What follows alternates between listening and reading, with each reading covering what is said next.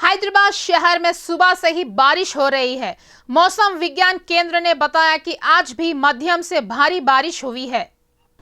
अगले 24 घंटे में शहर में 40 से 50 मिलीमीटर बारिश होने की संभावना है। हैदराबाद मौसम विज्ञान केंद्र द्वारा जताई गई है। क्षेत्र में कम हो रहे हवा के दबाव के चलते मौसम में बदलाव हो रहा है। अगले 2 दिनों तक ग्रेटर के कई क्षेत्रों में मूसलाधार बारिश होने की संभावना है। जीएचएमसी मेयर विजया लक्ष्मी ने अधिकारियों को सतर्क रहने के आदेश दिए हैं। साथ ही उन्होंने कई इलाकों का दौरा कर स्थिति का जायजा लिया है। उसके बाद महापौर ने जीएचएमसी अधिकारियों के साथ समीक्षा की। ग्रेटर में ऑरेंज अलर्ट जारी किया गया है। मेयर गदवाल विजय लक्ष्मी ने सुझाव दिया है कि अगले 2 दिनों तक शहर में मूसलाधार बारिश के पूर्वानुमान के चलते जब तक कि बहुत आवश्यक काम न हो तब तक घर से बाहर न निकले और किसी भी समस्या के मामले में जीएचएमसी नियंत्रण कक्ष 04021111111 पर संपर्क करें। मूसलाधार बारिश के मद्देनजर मेयर ने आपातकालीन टीमों को तैयार रहने को कहा है। जीएचएमसी मुख्यालय से स्थिति पर निगरानी रखी जा रही है। भाजपा राज्यसभा सदस्य के लक्ष्मण ने कहा है कि पार्टी के लोग टीआरएस सरकार गिराने के लिए तैयार है। लक्ष्मण ने स्पष्ट किया है कि उस पार्टी में कई कटप्पा है। अवसर मिलते ही वे सभी उस पार्टी से बाहर आने के लिए तैयार है। उन्होंने समझाया है कि तेलंगाना लोगों की आकांक्षाओं पर ध्यान दिए बिना टीआरएस सरकार शासन करना जारी रखे हुए है। इसीलिए उस पार्टी में कटप्पा जैसे लोगों की आकांक्षाओं को पूरा करने के लिए यदि आवश्यक हो तो सरकार गिराने के लिए भी तैयार है। लेकिन उन्होंने कहा है कि उनके पीछे बीजेपी का हाथ नहीं है। उन्होंने कहा है कि वे टीआरएस पार्टी में असंतोष के कारण बाहर आएंगे। लक्ष्मण ने खुलासा किया है कि पूर्व सांसद कोंडा विश्वेश्वर रेड्डी का भाजपा में शामिल होना केवल एक ट्रेलर है, फिल्म अभी आगे है। उन्होंने कहा है कि मुख्यमंत्री केसीआर प्रधानमंत्री मोदी के करिश्मे की बराबरी नहीं कर सकते हैं। इसीलिए केसीआर जल्दी चुनाव कराने की योजना बना रहे हैं। चुनावी रणनीतिकार प्रशांत किशोर ने कहा है कि तेलंगाना में साजिश नहीं चलेगी। लक्ष्मण ने व्यंग करते हुए कहा है कि केसीआर दावा कर रहे हैं कि वह एक राष्ट्रीय पार्टी बनाएंगे। मारेडपल्ली सीआई के पद पर कार्यरत नागेश्वर राव के खिलाफ निलंबन का मामला दर्ज किया गया है। नागेश्वर राव के खिलाफ महिला का अपहरण और दुष्कर्म करने का आरोप लगाया गया है। वनस्थलीपुरम पुलिस ने पीड़िता की शिकायत के आधार पर मामला दर्ज किया गया है। सीपी आनंद ने सीआई नागेश्वर राव को निलंबित करने का आदेश जारी किया है। उन पर विवाहित महिला का अपहरण करने और उसके पति के साथ मारपीट करने का आरोप है। पीड़िता के पति ने कहा है कि सीआई नागेश्वर राव उसे और उसकी पत्नी को शारीरिक रूप से प्रताड़ित कर रहे थे। पीड़िता ने बताया कि उसे सीआई के फॉर्म के पास काम करने का ठेका दिया गया था। संगारेड्डी जिला पटानचेरू में मुर्गों की लड़ाई को लेकर प्रतिक्रिया व्यक्त की है। उन्होंने सवाल किया है कि मुर्गों की लड़ाई को लेकर प्रतिबंध क्यों लगाया जा रहा है। उन्होंने अपनी राय व्यक्त करते हुए कहा है कि बचपन से ही उन्हें मुर्गों की लड़ाई को लेकर दिलचस्पी है। उन्होंने स्पष्ट किया है कि यह सच है कि वह मुर्गों की लड़ाई के लिए कर्नाटक और पटानचेरू गए थे, लेकिन यह कानून की नज़र में अपराध है। लेकिन पुलिस के आने की खबर मिलते ही वे वहां से चले गए, जबकि मैं कहता हूं मैं वहां से चला गया तो आप कहते हैं भाग गया। उन्होंने कहा है कि कानून और न्याय का सम्मान करना उनकी जिम्मेदारी है।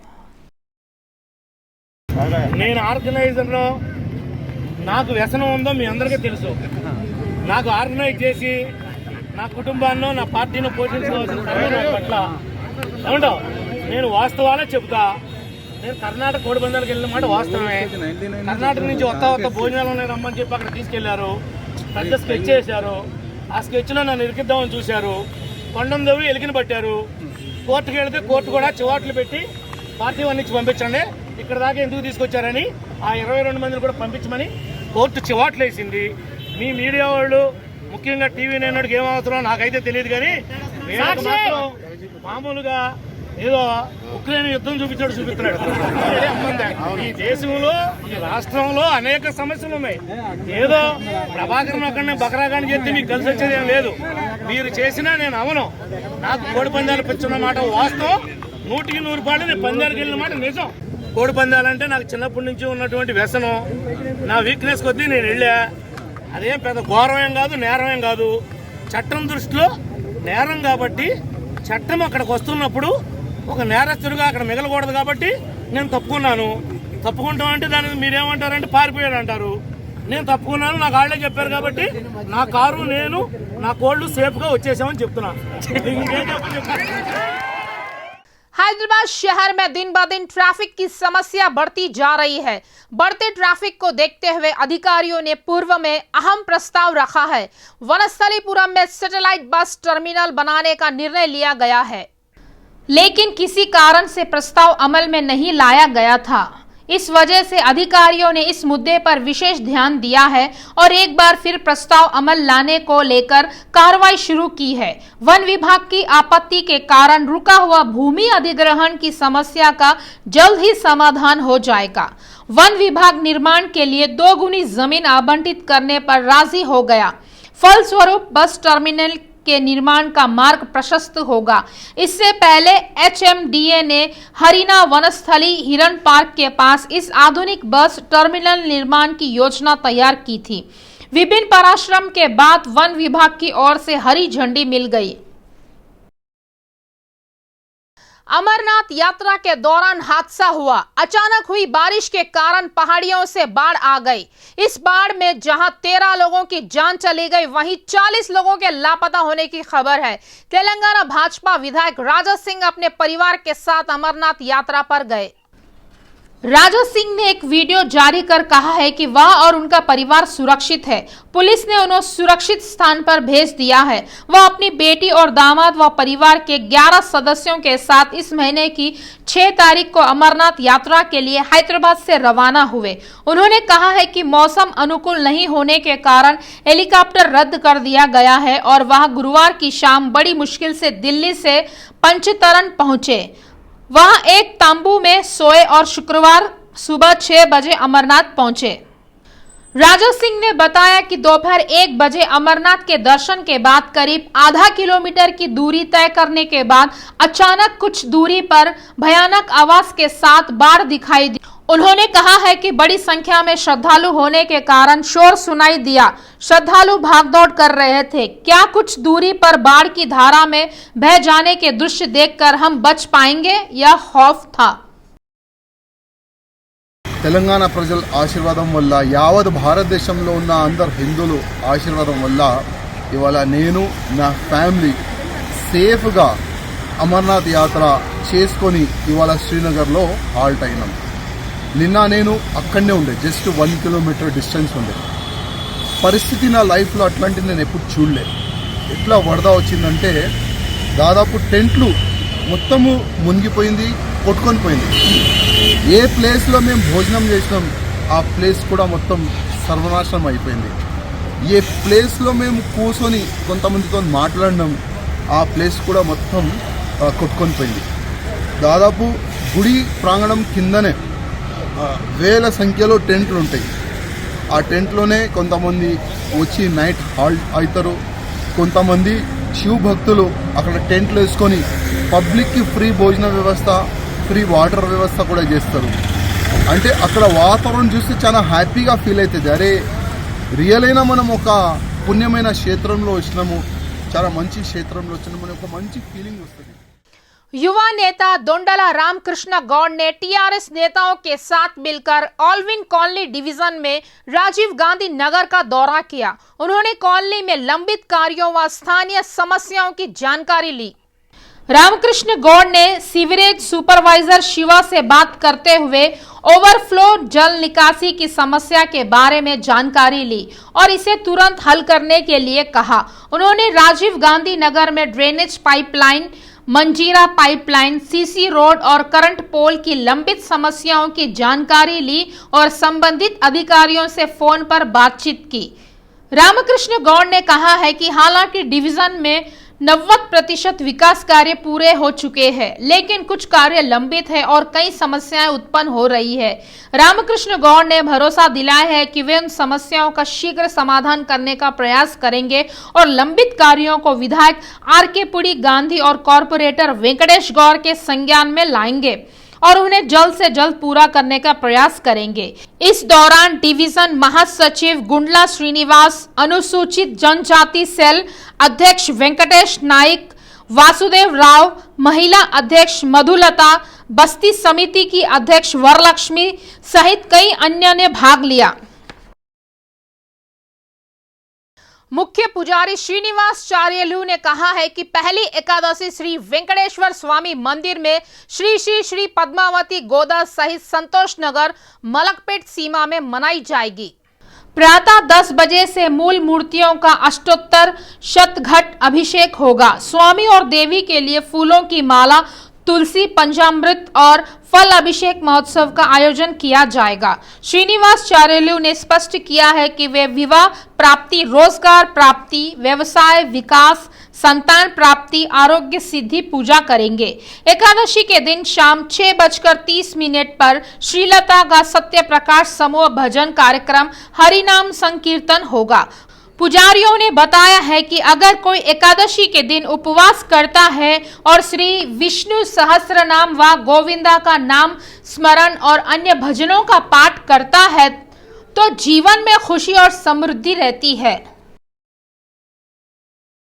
ఆదివారం రోజున ఆషాఢ శుద్ధ ఏకాదశి, తొలి ఏకాదశి సందర్భంగా స్వామివారి సన్నిధిలో విశేషమైనటువంటి కార్యక్రమాలు ఏర్పాటు చేయడం జరిగింది। ఈ తొలి ఏకాదశి సందర్భంగా ఉదయం 10 గంటల నుండి మూలమూర్తులకు అష్టోత్తర శతఘటాభిషేక మహోత్సవం మహావైభవంగా జరుగుతుంది। ఈ అభిషేక మహోత్సవం అనంతరం అలంకరణ సహస్రనామములతో తులసి పుష్పార్చన వైభవంగా జరుగుతుంది। 1 గంటకు స్వామివారికి మహానివేదన, మంగళ శాసనం, శాంతమరై తీర్థప్రసాద గోష్ఠి కార్యక్రమాలు ఉంటాయి। సాయంత్రం 6:30 నుండి 8 గంటల వరకు శ్రీ తలారి సత్యప్రకాష్ గారి బృందం వారి చేత భజన కార్యక్రమం మరియు హరినామ సంకీర్తనలు, భజనలు విశేషంగా నిర్వహించబడుతుంది। కావున భగవద్ బంధువులందరూ కూడా రేపటి తొలి ఏకాదశి పర్వదిన మహోత్సవ కార్యక్రమానికి సకుటుంబ సమేత సపరివారంగా ఇచ్చేసి ఈ అభిషేక మహోత్సవ కార్యక్రమంలో పాల్గొని ధరించవలసిందిగా మనం చేస్తూ ఉన్నాం। సర్వే జనా సుఖినో భవంతు, సమస్త సన్మంగళాని భవంతు, పునర్దర్శన ప్రాప్తిరస్తు। జై శ్రీమన్నారాయణ। ఓం నమో వెంకటేశాయ। साइबराबाद महिला एवं बाल सुरक्षा विंग डीसीपी कविता ने साइबराबाद पुलिस कमिश्नरेट में ऑपरेशन मुस्कान 8 की समीक्षा की। समन्वय बैठक में जिला कल्याण अधिकारी, श्रम विभाग, बाल कल्याण समिति टीम, बचपन आंदोलन, पुलिस जैसे विभिन्न समन्वयकर्ताओं ने भाग लिया और बच्चों की सुरक्षा के मुद्दे पर चर्चा की। साइबराबाद महिला एवं बाल सुरक्षा विंग डीसीपी कविता ने स्पष्ट किया कि ऑपरेशन मुस्कान अभियान हर साल जुलाई में चलाया जाता है। अभियान के दौरान 14 साल से कम उम्र वाले बच्चों को कचरा जमा करने और सड़क पर रहने वाले बच्चों को रेस्क्यू होम ले जाया जाता है। वहीं बाल मजदूरी से मुक्त कर उन्हें संरक्षण केंद्र भेजा जाता है। आज के बच्चे कल के भविष्य के नागरिक है। साइबराबाद पुलिस आयुक्त स्टीफन रविंद्र ने कहा है कि सामाजिक, आर्थिक और राजनीतिक कारणों से उत्पीड़ित बच्चों से छुटकारा दिलाने हेतु कर्मियों सुविधाएं मुहैया कराई जा रही है। उप्पल में श्री रामंतापुर टीवी कॉलोनी में हो रही मूसलाधार बारिश से जल भराव हो गया है, जिससे ड्रेनेज के लिए खोदे गए नाले में पानी भर गया है और कॉलोनी वासी घर से बाहर नहीं निकल पा रहे हैं। हालांकि कॉलोनी में पिछले 6 महीने पहले शुरू किया गया ड्रेनेज निर्माण का काम अभी तक पूरा नहीं हुआ है। बारिश से ड्रेनेज के ओवरफ्लो होने से रामंतापुर डिवीजन के टीवी कॉलोनी में जनजीवन अस्त व्यस्त हो गया है। उन्हें चिंता सता रही है कि अगर आज भी मूसलाधार बारिश हुई तो उनका क्या होगा। स्थानीय लोग अपना आक्रोश व्यक्त कर रहे हैं कि उनकी कॉलोनी में एसएनडीपी के कार्यों की धीमी गति के कारण यह स्थिति पैदा हो गई है। पीड़ितों का आरोप है कि कॉलोनी में मूसलाधार बारिश के दौरान कई जगहों पर पेड़ और बिजली के खंभे गिर गए हैं, लेकिन राहत कार्य करने वाले अधिकारी नहीं दिखाई दे रहे हैं। हालांकि एनएनडीपी के जिन कामों को 2 महीनों में पूरा किया जाना था, वे 6 महीने बीत जाने के बाद भी पूरे नहीं हुए हैं। कॉलोनी वासियों का कहना है कि प्रशासन की लापरवाही से यह स्थिति बनी है। उन्होंने चेतावनी दी है कि समस्या का शीघ्र समाधान नहीं किया जाता है तो कांग्रेस के नेतृत्व में बड़े पैमाने पर आंदोलन किया जाएगा। ఈ ఎస్ఎన్డిపి వాళ్ళు ఈ పనులు ఫిబ్రవరిలో మొదలుపెట్టారు.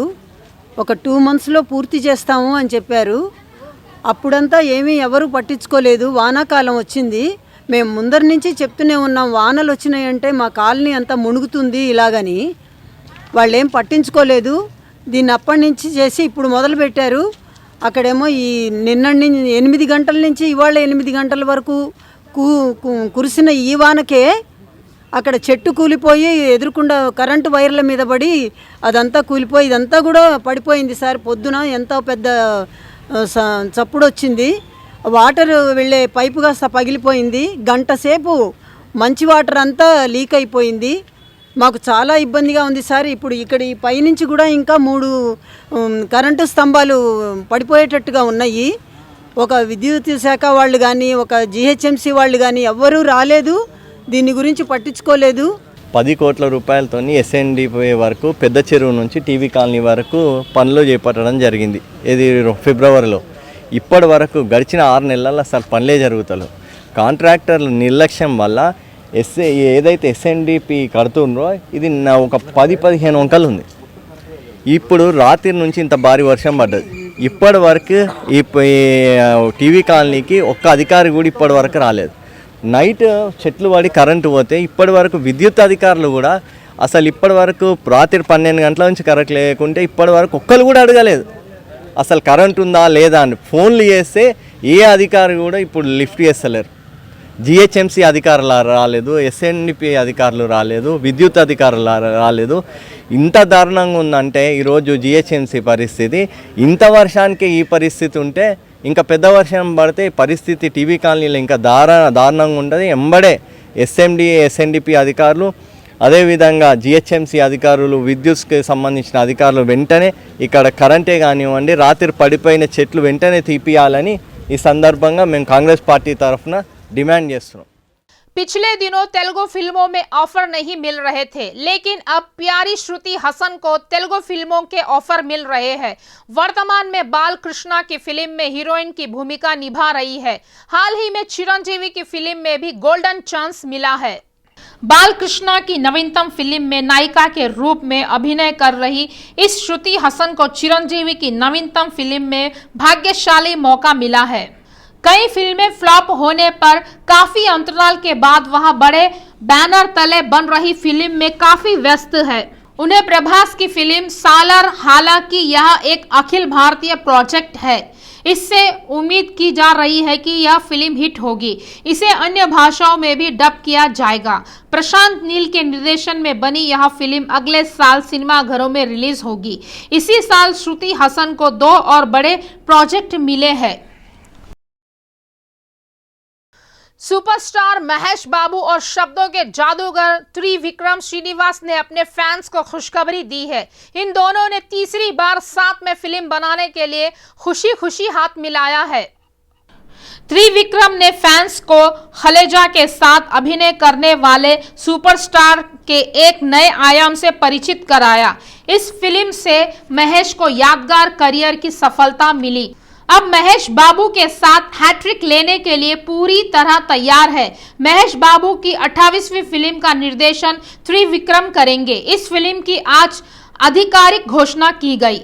हरिका हासिनी क्रिएशंस के बैनर तले एस राधाकृष्ण इस फिल्म को प्रोड्यूस कर रहे हैं। फिल्म की टीम ने बताया कि प्री प्रोडक्शन का काम शुरू हो गया है। उन्होंने कहा है कि वह अगस्त में शूटिंग शुरू करेंगे। यह घोषणा की गई है कि फिल्म 2023 की गर्मियों में रिलीज होगी। देश में कोरोना का कहर जारी है। केंद्रीय स्वास्थ्य विभाग ने घोषणा की है कि 18,840 नए मामले दर्ज किए गए हैं। शुक्रवार की तुलना में 2,693 मामले बढ़ गए हैं। इसके साथ ही कोरोना से प्रभावित लोगों की संख्या 4,36,04,394 हो गई है। 43 लोगों की कोरोना से मौत हो गई है।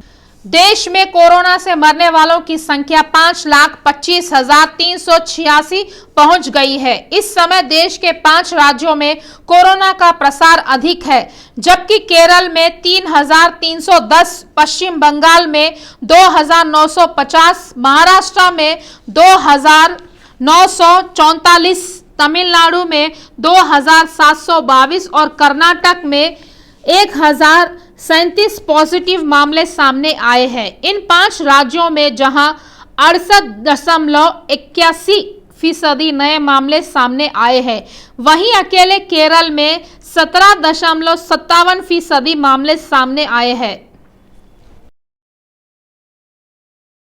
तेलंगाना में रिमझिम के चलते ठंड का माहौल बन गया है। हैदराबाद सहित जिलों में 3 दिनों से लगातार बारिश हो रही है, साथ ही हल्की से मध्यम और मूसलाधार बारिश हो रही है। मौसम विभाग ने 9 जिलों के लिए रेड अलर्ट की घोषणा की है। उन्होंने कहा है कि कम दबाव से राज्य भर में भारी बारिश हो रही है।